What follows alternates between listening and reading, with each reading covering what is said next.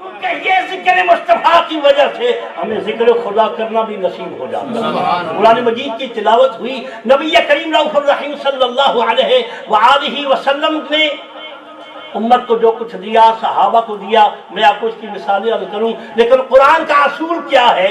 وہ کہتے ہیں دعا مانگی اللہ کریم نے قرآن مجید کے ساتھ سے بارے میں۔ اب اس بات کو دیکھنا، ہم عام بات سنتے ہیں نا تو کبھی سمجھ نہیں آتی، اس لیے میں عرض کروں گا۔ وہ عرض کرتے ہیں ربنا انزل علینا مائدۃ من السماء، اے ہمارے رب ہمیں بھی آسمانوں سے مائدہ، دسترخوان کھانوں کا بھرا ہوا عطا فرما، کیونکہ تو نے موسیٰ کریم کی امت کو تو دیا تھا من و سلوہ، ہم بھی تیرے نبی عیسیٰ علیہ السلام کی امتی ہیں، ہمیں بھی دے۔ اچھا جی ہوگا کیا؟ فرماتے ہیں جب رب العالمین جل جلالہ تو ہمیں دے گا آسمانوں سے کھانا، آسمانوں سے ہم پر جب مائدہ نازل ہوگا، انزل نازل، یہ لفظ یہ ذہن میں رکھنا، اترنا، جب اترے گا تو پھر ہوگا کیا؟ تکون لنا عیدا لأولنا وآخرنا، جب آسمانوں سے تو ہمیں یہ کھانے عطا کرے گا ہمارے لیے اور ہماری آل اولاد کے لیے، یہ دن عید والا دن ہو جائے گا۔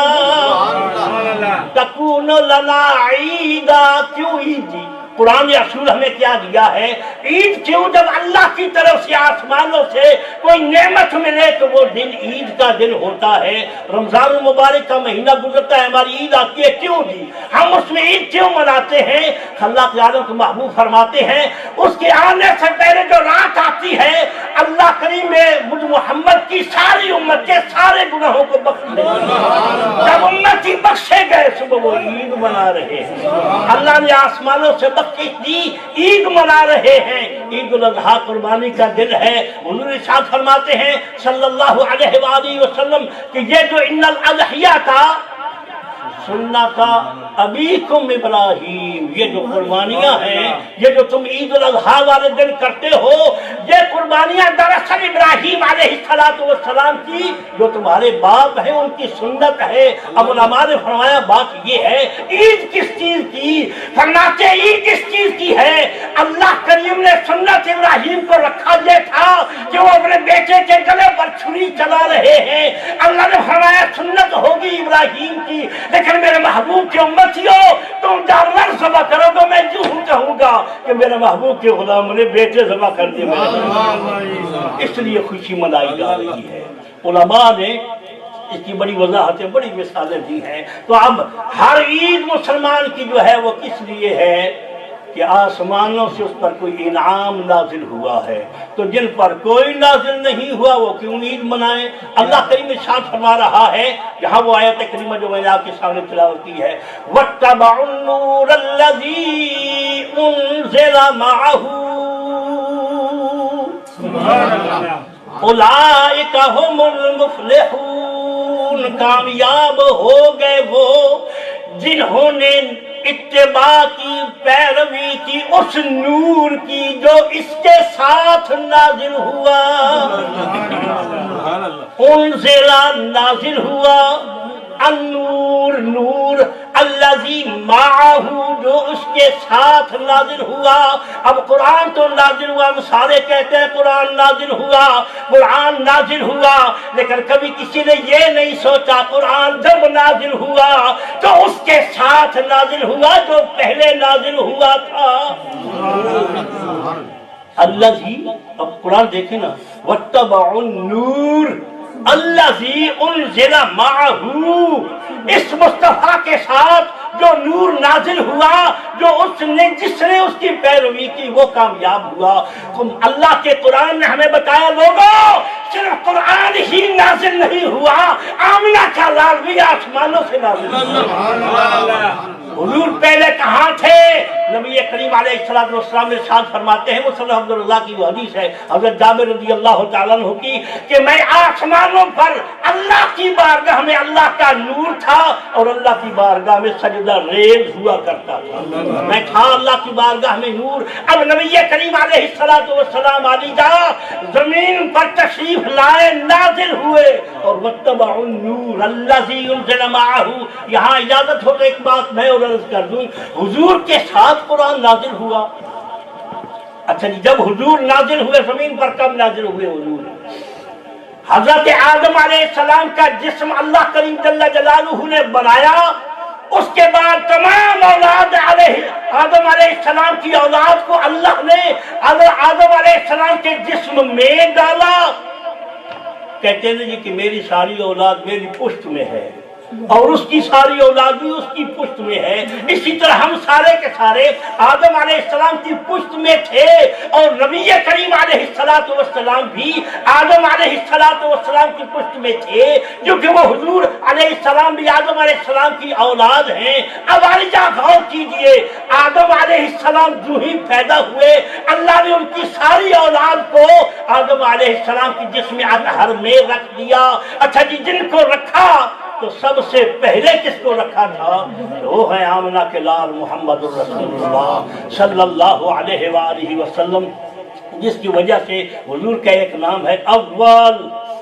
سارے انسان آدم علیہ السلام کی جسم میں آئے، مصطفیٰ کریم سب سے پہلے آئے، اب اس کے بعد ساری اولاد آدم علیہ السلام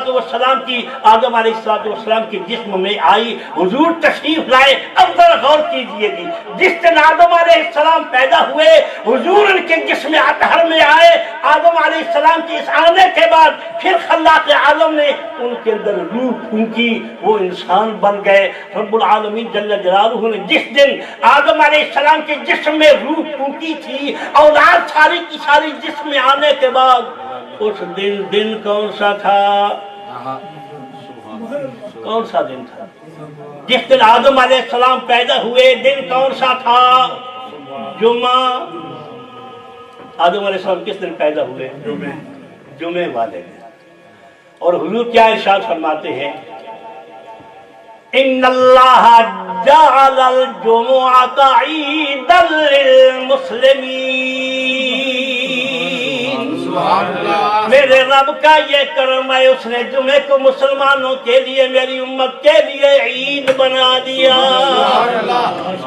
اب عید کیوں بنایا؟ کہ مصطفیٰ آ گئے، زمین پر آمنہ کا لال نازل ہو گیا، زمین پر حضرت مصطفیٰ کریم علیہ السلام تشریف لے آئے۔ اب یہاں بھئی جب حضور آئے، قرآن حضور کے ساتھ نازل ہوا، قرآن یوں کہہ رہا ہے، تو پھر جبریل کے آنے کا مطلب کیا ہوا؟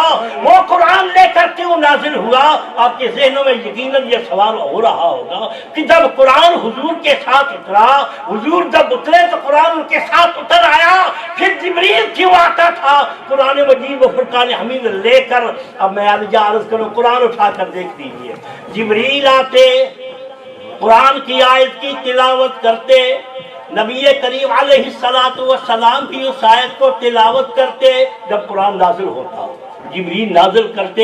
اب یہاں قرآن سے ہی پوچھ لیں، ادھر ہوتا یہ کہ جبریل بھی قرآن پڑھ رہے ہیں جب نازل ہو رہا ہے، ادھر آمنہ کا لال بھی قرآن پڑھ رہا ہے جب نازل ہو رہا ہے۔ توجہ نہ ہوئی تو بات سمجھ نہیں آئی۔ قرآن نازل ہو رہا ہے، جبریل علیہ السلام پڑھ رہے ہیں، اور جب جبریل پڑھتے ہیں مصطفیٰ کریم بھی ساتھ ساتھ پڑھ رہے ہوتے ہیں۔ اب دیکھیے قرآن سے پوچھئے رب کیا فرماتا ہے؟ فرماتا ہے میرے محبوب لا تحرک بہی لسانک لتعجل بہی، میرے محبوب زبان کو حرکت نہ دیا کر، زبان ہلایا نہ کر، لتعجل بہی، اس میں تو عجلت ہوتی ہے، جلدی ہوتی ہے، کبھی جبریل کی آیت ختم نہیں ہوتی، محبوب جلدی سے تو پہلے مکمل کر لیتا ہے۔ لا تحرک بہی لسانک، محبوب زبان نہ ہلایا کر، کیوں؟ لتعجل بہی، اس سے عجلت ہوتی ہے، تعجیل ہوتی ہے، جلدی ہوتی ہے۔ یہ لفظ آپ نے معجل سن رکھا ہوگا۔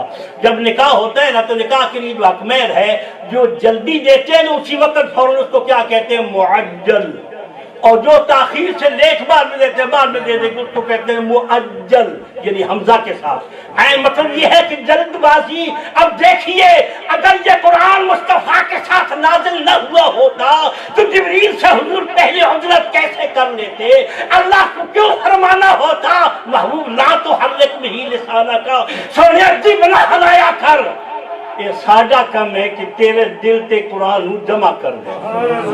اِنَّ عَلَيْنَا جَمْعَهُ وَقُرْآنَ، اللہ نے اپنے ذمہ لے لیا۔ اب یہاں حروف مقطعات جب نازل ہوتے ہیں، حضور نبی کریم صلی اللہ علیہ وآلہ وسلم کے پاس شاہ صاحب نے جو تلاوت کی نا، اس میں دونوں چیزیں میں نے آپ کے سامنے ذکر کرنی ہیں۔ مشہور یہی ہے، مفسرین نے یہی لکھا کہ یہ جو حروف مقطعات ہیں نا، الف لام میم ہو گیا، کیا بھا یا عین صاد ہو گیا، سواد ہو گیا، الف لام میم را ہو گیا، قاسین ہوا، قاسین میم ہوا، یہ حروف مقطعات ہیں۔ مفسرین نے لکھا، احادیث کریمات میں آیا کہ جب جبریل علیہ السلام نے پہلی بار الف لام میم کہا، الف کہا جبریل نے، تو حضور نے فرمایا علم تو مجھے پتا ہے، مجھے علم ہے۔ جب جبریل نے کہا لام، حضور نے فرمایا علم تو، یہ پھر ماضی کا صیغہ ہے، مجھے پہلے پتا ہے اس کا۔ میم، مجھے پتا ہے اس کا، الف کیا ہے، لام کیا ہے، میم کیا ہے۔ مطلب یہی ہے، دلیل اسی چیز کی ہے، جب مصطفیٰ آئے، قرآن مصطفیٰ کے ساتھ آیا، اور جبریل تو وہ جو اللہ نے ڈیوٹی لگائی تھی نبیوں کی سنت کہ جبریل نازل ہو، وہ قرآن لے کر آئے، اس سنت کو پورا کیا جا رہا ہے، نہ کہ مصطفیٰ کریم علیہ السلام کو سکھانے کے لیے۔ اللہ کا یہ قانون اور قاعدہ اصول یہی چلا رہا ہے۔ مصطفیٰ تشریف لائے، قرآن حضور کے ساتھ آیا، اس میں بڑی بڑی دلیلیں ہیں۔ امام فخر الدین رازی رحمۃ اللہ علیہ فرماتے ہیں، یہ جو الف لام میم ہے نا، یہ الف کا کیا مطلب ہے؟ امام رازی نے تفسیر میں لکھا، تفسیر کبیر مشہور اس کا نام ہے، فرماتے ہیں الف جو نازل کرنے والی ذات ہے اللہ، اس کے نام کا پہلا حرف الف ہے۔ لام یہ جبریل کے لام کا آخری حرف ہے۔ میم یہ محمد کے نام کا پہلا حرف ہے۔ امام راضی فرماتے ہیں کہ سوال یہ پیدا ہوتا ہے، الف اللہ کا پہلا نام، میم محمد کا پہلا نام، لام جبریل کا آخری حرف کیوں ہے؟ یہاں الف جیم میم ہونا چاہیے تھا اگر تمہارا مطلب یہ ہے جو تم کہہ رہے ہو۔ فرماتے اصل میں بات یہ ہے، عربوں میں یہ دستور تھا، جب کسی چودھری مالک رئیس کا نام آتا، لکھتے تو اس کے نام کا پہلا حرف لکھتے، جب کسی نوکر غلام کا نام لکھتے اس کے نام کا آخری حرف لکھتے۔ تو اللہ بتانا یہ چاہتا ہے، خدا بھی مالک، مصطفیٰ بھی مالک، جبرائیل جہیز جس چاکر، سنتے ہیں نا؟ امام غازی نے یہی بات کہی تھی، جبریل کا نام لام اس لیے لکھا تاکہ پتہ چل جائے مالک وہ ہے اور وہ ہے، درمیان میں یہ ان کا غلام ہے۔ اللہ کریم جل جلالہ نے ہمیں اپنے محبوب کریم صلی اللہ علیہ وآلہ وسلم کی محبت نصیب کی، ہم ان کا ذکر کر رہے ہیں۔ قرآن مجید و فرقان حمید میں مفسرین نے تو وہ بات کی جو ان کو حدیثوں میں ملی، تابعین میں ملی، تبع تابعین سے ملی، حروف مقطعات پر علماء نے بات کی۔ اب جو علم الحروف والے ہیں نا، ایک علم الکلام آپ نے سنا ہوگا، علم الحروف سنا ہوگا، علم الاعداد سنا ہوگا، یہ جو ہمارے پاس رائج ہے، میں اس کی بات کر رہا ہوں۔ وہ فرماتے ہیں کہ اگر الحمد، اب یہ بات آپ کے علم میں ہے کہ جب یہودیوں نے یہ آیت سنی نا الف لام میم، تو چونکہ یہ پوری آیت ہے تو انہوں نے، چونکہ ان کو علم الاعداد پر عبور حاصل تھا۔ علم الاعداد کیا ہے جی؟ یہ بسم اللہ الرحمن الرحیم کا جو آپ 786 لکھتے ہیں، 786، یہ علم الاعداد ہے۔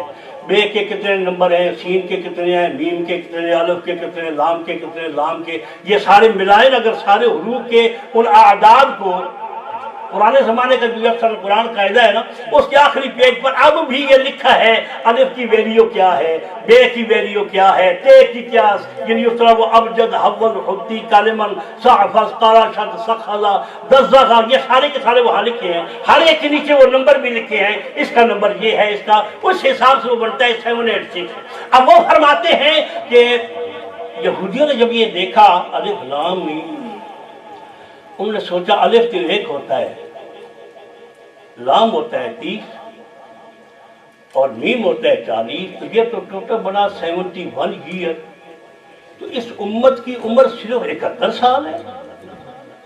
तो उन्होंने पूछा मुसलमानों से कि ये जो अलिफ लाम मीम है, इस जैसा कोई और भी कुरान मजीद में है? उन्होंने कहा जी बहुत सारे हैं, अलिफ लाम मीम भी है, अलिफ लाम रा भी है, अलिफ लाम मीम रा भी है। वो जो सारे हैं हुरूफ मुक़त्तआत, वो सहाबा ने गिनकर बता दिए। इन पर वो कहते हैं कि हमें पता चला है कि इस उम्मत की कोई हद नहीं है।